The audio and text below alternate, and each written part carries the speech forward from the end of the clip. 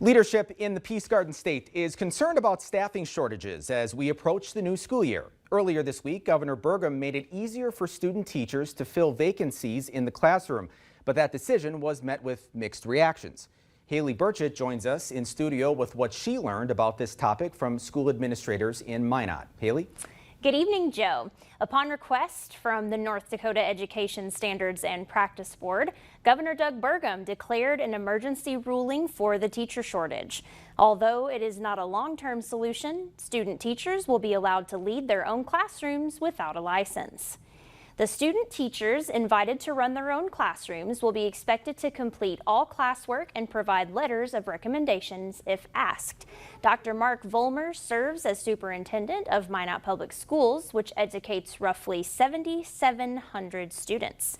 He says there are differing opinions on this. He said this serves as a band-aid to a very serious problem and that the focus should be on the recruitment of students currently seeking alternative pathways.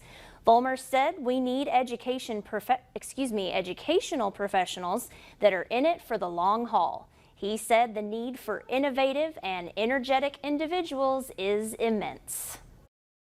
We need more teachers.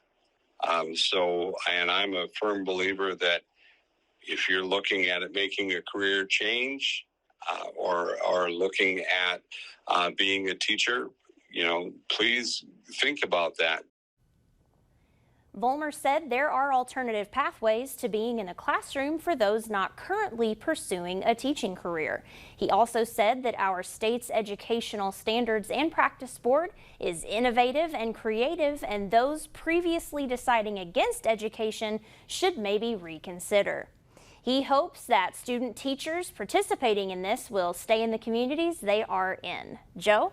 Now, Haley, will Minot Public Schools have to utilize this program? Well, Joe, Dr. Vollmer said that Minot Public Schools is well staffed currently and will more than likely not participate in this program, but that Class B schools and districts in more rural areas, it could be a game changer for those guys. All right. Thank you so much for that report, Haley.